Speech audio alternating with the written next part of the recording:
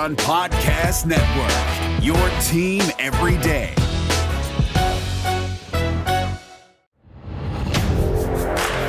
You are Locked On Big Ten, your daily podcast on the Big Ten Conference. Part of the Locked On Podcast Network, your team every day.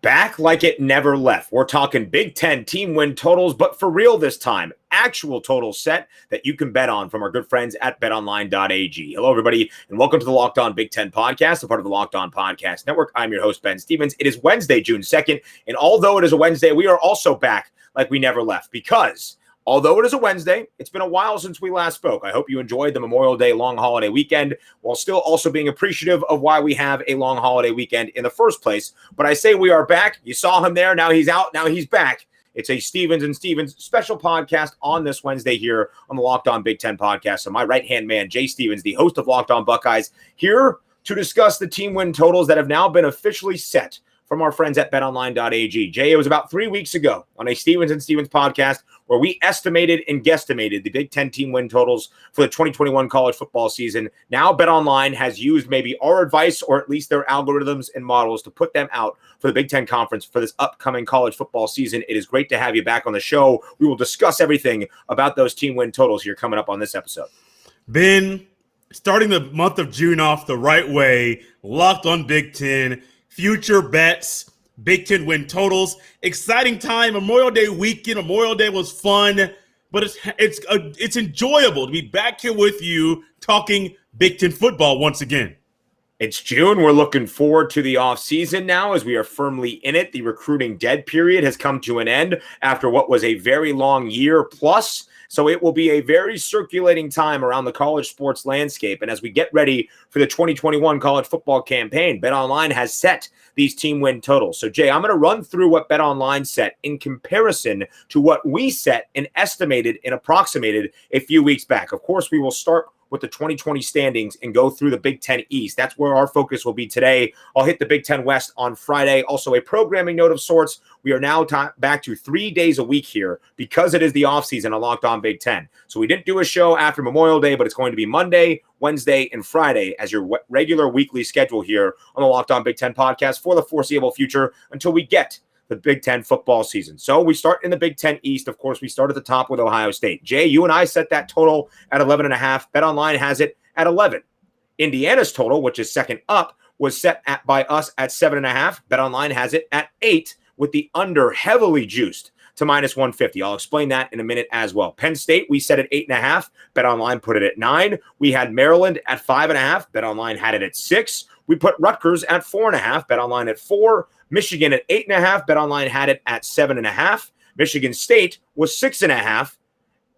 BetOnline has it at 4.5. So those are all the 7 team win totals in the Big Ten East. I'll go over what BetOnline has it for one more time. Ohio State's 11. Indiana's 8. Penn State is 9. Maryland is 6. Rutgers is 4. Michigan is 7.5. And Michigan State is 4.5. So, Jay, what I will say here is we were not far off. For 5 of these teams, we were off just by the hook, the 0.5. We did not do an even flat number. We did everything approximated to 11.5, 7.5, whatever it might be. So 4 of the 7 teams in the Big Ten East, we were only off by 0.5. That, my friend, is pretty good bookmaking on our parts. Not bad at all. We're not the professionals that BetOnline is. You got them and so many other sports books out there that are doing this at a consistent level, really trying to make it a little tough, but trying to gauge to be perfect at the end of the season. Well, you were going at the half like I expected for BetOnline to go, but they had 11 for Ohio State, 9 for Penn State, Maryland with 6, Rutgers 4, and then IU with 8 as well. You can't go wrong either way, but I do think, Ben, for our minimal knowledge as far as setting betting lines, that's not bad, my friend. That's not bad at all. Not bad at all. I'm saying we're only off by the hook on a lot of those numbers, but the approximations we had were good. The biggest difference we had across both divisions, whether the Big Ten East or West, was Michigan State. I set it at 6.5. BetOnline had it at 4.5. I think I'm a little bit more optimistic on where Michigan State is entering 2021. But if you look at 2020, I can't knock BetOnline for putting it at 4 in the hook for Mel Tucker's official first year on campus in East Lansing. So that was one of the most drastic differences. I also want to bring up something here, Jay, about what I mean by the juice. So anytime you lay a wager, if you guys do not know out there, there is something called the juice. It's the price you have to pay when you put down the bet. So everything is conceptualized around a $100 bet. So when I say that Indiana's team win total is set at 8 and the under is heavily juiced at minus 150, that means you would have to bet $150 to win 100. There are a couple numbers in there. For instance, taking the over of Indiana's team win total, that's at plus 110. If you were to put $100 down, you would $110. What the juice also means is the book, BetOnline in this case, expects you to bet the under. They expect most of the public to be on the under when it's at minus 150. That's why they raise the juice so high, to try to entice you to take the over so they can win money. The book is always looking out for their bottom line. So when you see something as heavily juiced as minus 150, that's the book estimating Indiana will finish with less than 8 wins, but they don't want you to take the under. The same could be said for Michigan, that BetOnline set at 7.5. We had it at 8.5. However, for BetOnline's team win total at 7.5, the over was heavily juiced to minus 140. Again, saying they expect more over bettors to take the over of 7.5, so they make that price you have to pay a little bit more staunch. So that a betting lesson on top of the team win totals that we have here, Jay Stevens. Nice. Very enjoyable. I know that you are an maybe aficionado, maybe a word that some people listening will say is being aficionado when it comes to the betting. Does a good job with that. Your education very quickly kind of helped me out as well. I'll have to go back and listen to that 2 or 3 times to kind of get everything right there. But I do think that, as you said, they got to protect their bottom line to try to make some money, because we're all in this to make money. That's kind of what we do in life. You can't go about life without making money in. They're in it for the money, and they know how to make it. So, Jay, we went through this when we approximated the Big Ten team win totals for 2021, and we kind of guessed what would be over, what would be under. When you look at what we laid out here, with Ohio State leading the way at 11 even, you have Indiana at 8, Penn State at 9, Maryland at 6, Rutgers at 4, Michigan at 7.5, and Michigan State at 4.5. Are there any team win totals set by BetOnline that jump out to you on the page? Let's look at this very, very quickly. But BetOnline win totals that jump out to me off the yes. I'm going to go Mel Tucker here very, very quickly. I don't know their record from last year. Was it 2-4, Ben? Was that their record? 2-4. That's a pretty good guess off the top of my head. And really I think the one knock about Mel Tucker last year, you would talk about all the talent.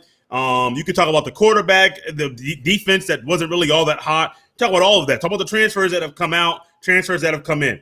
If you are a football coach that got hired in February of 2020, a month right after you get your job, they're saying you can't talk to your own players, you can't implement things the way you're going to. You are behind the 8 ball. It sucks. It's atrocious. He's probably at home scratching his head and wondering, man, how am I supposed to do this right now over Zoom, over the computer? Yes, I can relay messages. We can have meetings. We can have daily meetings. Of course, you got to stay inside the NC2A's parameters, how many hours you can be with their player in person or just contact per week. I get it. But he was behind the 8 ball. So really, in all actuality, he was, which sucks. If he would have gone 0-6 last year, would it have been justifiable? It would have sucked. But he would have gone back and said, well, he was behind the 8 ball. Michigan State wasn't really expected to do very well. They had been on a downward trajectory. And now he didn't really get to see his players. He had a month. And then it wasn't until August when things really got ramped up for the season, when he was able to get things and really implement them the way that he wanted to. I think one thing you saw last year, this isn't just Michigan State, but across college football as a whole, not so much. I would say it kind of got cleaned up a little bit, be the SEC, ACC, Big 12, because they did play more games. But Big 10 specific and some other conferences, when you don't have your normal offseason workout plan, your normal offseason training, your tackling is going to suck. Your body is not going to be up to par to have to build up the callus to play the football. You not just saw that with Michigan State, but through numerous teams in the Big Ten, you saw early on in the season they were struggling. Penn State starting 0-5. struggled big time. Michigan played bad. Minnesota didn't play well. You give them a regular offseason, you're going to see the body be stronger, more muscle, mentally more ready for the task. I think 4.5 is low. If you want to meet somewhere in the middle, Ben, to say maybe 5.5 to be more in the middle, to be for what you think Mel Tucker would be, that probably would be good. I would still go under from what we had projected, a 6.5 for Michigan State. But from 2 and 4, you got to expect them when they're playing twice as many games to win probably 2 more games and then 1, because they're going to get lucky at least 1 extra time this season. So I lied to you. This was my fault. Bad hosting. They were 2 and 5 last year in 2020. Michigan was 2 and 4, but Michigan State 2 and 5. Semantics that don't really mean a lot because Michigan State finished last in the Big Ten East Division in 2020. But I have already said, I have put my statement out there that I think in 2021, Mel Tucker's roster in East Lansing is immensely more talented than it was in 2020. And I get that information from guys that cover Michigan State on a daily basis, such as our good friends over at Locked On Spartans, Will Hunter and Matt Sheehan. So when I hear what they are saying about this roster and how it has been reconstructed, and knowing that Mel Tucker has already established a own division within his recruiting department to recruit heavily the transfer portal, and his business-like approach to the transfer portal, that, hey, you don't like the system we're running, it's not going to work out for you here, no hard feelings. There's the portal, but we're also going to attack the portal to bring in better talent. I think you will see that pay dividends for Mel Tucker in 2021 and the rest of that Michigan State Spartans team. You look at their backfield, Anthony Russo, the transfer from Temple with big-time college football experience. He will be there. Now their quarterback most likely for the 2021 season, alongside Kenneth Walker III in the backfield, a transfer from Wake Forest that was very prolific in the ACC. I think that is a huge increase from Rocky Lombardi or Peyton Thorne last year and the carousel of running backs that Michigan State tried to utilize in 2020. They also have a ton more talent on the defensive side of the ball. So I expect Michigan State to be a lot better. I've already put it out there. I expect Michigan State to win 7 games this year. That would be the over of the 6.5 that I set. So I think they go well over the 4.5 that BetOnline set. I think it's a pretty good bet. I think it was even juice on both sides. I would go over Michigan State's 4.5. What jumps out to me is Indiana. And I know I focus on Indiana quite a lot, but to have them at 8 makes sense to me because Indiana has not won 8 straight games in back-to-back seasons in a very long time. They were trying to do that in 2020 after winning 8 games in 2019. Of course, it would be very hard to win 8 games in an 8-game season is what they ended up playing, a 6-2 record after the bowl game loss to Ole Miss. But when you put them at 8, I would still lean the over of the 8. And I think it's interesting that BetOnline gives you even numbers because you have a chance to push, because I also think it's likely that IU could go 8-4 this year in the regular season. These are all regular season totals, by the way. But I think it's interesting when you look at the juice again, the under heavily juiced at -150, the heaviest juice you see in all of the Big Ten Conference, in all of the team win totals across both divisions. Again, that is the book telling you, that is BetOnline saying to you, we expect Indiana to lose or to win less than 8 games in 2021, but we are going to entice you to take the over so we can make money. But the expectation from the public market is Indiana will win less than 8 games this year. I think Indiana has a good shot of going over 8. I think they could be a 9-win team this year. So I don't mind that play as well. And you're giving me plus money now on Tom Allen and the Hoosiers after what has been a tremendous offseason for IU when it comes to the transfer portal and bringing in key cogs to this piece. I don't mind it at all. So I would look to the over 8 of Indiana. I also like what BetOnline did by putting Ohio State's at 11 because, Jay, that was the first debate that we had when we approximated our own team win totals, was it's very hard to go undefeated. And we said Ohio State at 11.5, pretty much saying if you're taking the over, you expect Ryan Day and the Buckeyes to go undefeated in the 2021 regular season. However, if you were to set it at 10.5, everybody and their mother would take the over because Ohio State getting 11 wins, yeah, that would make sense. So I like BetOnline setting it at 11, which makes you a little bit more enticed to maybe go the over, or at least hoping you just push at 11 wins. Then 11. We talked about this when we were together, and I remember myself saying, and I said it with a couple other people, that I think that Ohio State will lose their first game under Ryan Day in the regular season, might I add, this upcoming season. And I'm sure people got a little pushback or a little uneasy or a little not really expecting that to be the case. They'd be saying, Jay, you're the homer. You are the Ohio State guy. Why in the world are you saying this? Well, It's hard to go undefeated, and I had to go back and double check this. I know, wow, that was the year. Urban Meyer's last year at Ohio State was the year that he got smacked, demolished, destroyed by Purdue, 49-20. That was the last regular season loss Ohio State has had. That was in 2018. I can give you the exact date for those of you that are that nerdy and say, no, Jay, that's not true. It was October 20th. 2018, it was a night game, a 7:30 kick, and it was amazing for Boilermaker fans. I know a guy that was actually at the game, big Purdue fan himself, and he really enjoyed every second of it. For an Ohio State fan, not so much. That's still a loss that stings. That probably stings more just as much as some of the bowl losses or playoff losses, because you don't lose to Purdue. You don't do that at all. Now, I don't know who it is that Ohio State's going to lose to.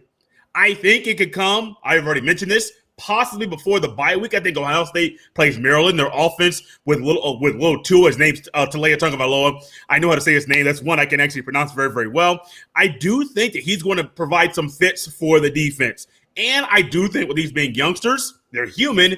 You have the bye week right next week. We get past this game. We win this one. We're going to just kind of lay an egg, kind of drop in, win, and then go on and have our off week. That could be a game. I know after the bye week, I think they play Indiana. Maybe that could be before. But after on the road in Bloomington. I got a little comment about that one here in a second for you too. I do think this is the first year that Ryan Day loses his first regular season game. That's not saying he won't be in the Big Ten championship or he won't be in the playoff. It all depends on who he loses to, when the loss comes, because who he loses to is big, and when that loss comes, imagine. I think it was the year before Ohio State won their most recent national championship, losing to Virginia Tech week 2, going to win the Natty. If you lose to Virginia Tech game 11, that's completely different than losing game 2. Ben, quick thought for you. You just mentioned when they play when Ohio State and Indiana play. That game's in Bloomington. I believe it's in October. In that game, with the Big Ten still being a school, you can't have night games in November. That, to me, is stupid. That could change very, very quickly. Kevin Warren, who is under the scrutiny of many Big Ten people, Big Ten fans and media members and players, coaches, whatever, if he changes that one rule and says you guys can have night games in November, that changes a lot. But, Ben, let's keep this in mind. Indiana, Ohio State. Imagine Indiana having the same success they had last year. Imagine Ohio State still being undefeated. That, my friend, could be a night game in Bloomington. And I don't know the last time there was a night game in Bloomington that's not basketball or some other sport. Ohio State goes on the road. Game day goes there. You're probably going to have Fowler and Herster on the call that night. That would be a sight to see. And I would hate for that to be the day that Ohio State loses their first regular season game under Ryan Day. But it could happen. I think that game, October 23rd, it is week 8 of the Big Ten regular season after a bye week for the Buckeyes, but in a tough stretch for Indiana because Indiana's first 5 games are very grueling. At Iowa to start the year, then Idaho, but then Cincinnati, a team that was in a New Year's Six Bowl last year, and then at Penn State before their own bye week. Then they have Michigan State at home and Ohio State at home in that game as well, October 23rd. But there's a chance Indiana could be a one-loss team there, maybe even undefeated at that point of the year. So it'll be very interesting to see. But it's very difficult in a 12-game regular season in college football. Even the best teams that win national championships, very few of them do it in an undefeated season. So for Ryan Day to lose one game in the regular season, although I think, at least on paper as it stands at the moment, Ohio State will be favored in every game on paper for the 2021 campaign, it's not crazy to think, oh my God, Ryan Day might lose one game. Obviously, week 2 at home against Oregon, that will be an interesting game. Oregon has a great defense led by Kayvon Thibodeau. We will see him all over the spectrum this year in college football across that landscape because of how he translates to the NFL level. I still think if I'm looking at this right now and you give me the 11 right there with betonline.ag,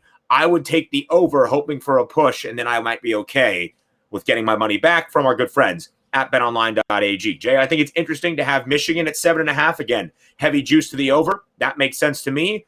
I would have it right around that number. I think Michigan gets 8 wins this year, so I would maybe lay the juice, although I'm not laying 140, to take the over for Jim Harbaugh and Michigan. You also look at Penn State, a traditional power in the Big Ten East. Their team win total after winning 4 games last year is 9. That shows you that BetOnline expects a regression in a positive way for Penn State and the Nittany Lions this year. And I think a lot of people around college football in the Big Ten community would expect the same because they are just too talented to suffer the way they did last year and to rattle off 4 straight wins to end 2020 positive direction heading in that program. Maryland at 5.5, where they set now at 6, where we set them at 5.5, now at 6 from BetOnline. That's right on the number. I think Maryland could go bowling this year. We'll have to see what Mike Lonksley does. A lot of talent in College Park. A lot of talent, especially at the skill positions with Dante Demas and Rakeem Jarrett, that I think could be very, very good this year for the Terps. Rutgers at 4. Okay, I'm not going to bet the Rutgers team win total. I need to see a little bit more. Although I do think Greg Schiano could get to 4. He had 3 Big Ten wins last year, and now you add in some non-conference games, even against my alma mater in Syracuse. I think there's a good possibility that Rutgers gets to 4. Will they go over 4 and win 5? I'd be a little bit hesitant to take the over on that bet. So the team win totals, Jay Stevens, have been set officially at betonline.ag, and you can bet them right now. Again, use the promo code Locked On. That's LOCKEDON, and you will get a 50% welcome bonus on your first deposit at BetOnline. You heard me say it earlier in the show. You can hear me say it now. Locked On, 50% welcome bonus on your first deposit at betonline.ag to lay down all of these team win totals. And listen, I'm a Big Ten guy. Take the over on all of them. Even though I just said maybe I take some unders. Take the over. We're rooting for wins in the Big Ten Conference this year. Jay Stevens, a Stevens and Stevens podcast on a Wednesday, going through some Big Ten team win totals. It's like a flashback to 3 weeks ago, Jay, but it's been a ton of fun. A ton of fun. It's my time of year. It's June. Ohio State, other Big Ten schools, they're excited about the dead period finally being over. Recruits can go to these schools. Ohio State has their Buckeye Bash 2.0 this weekend. A lot's going on there. I know other schools around the Big Ten are going to have theirs as well.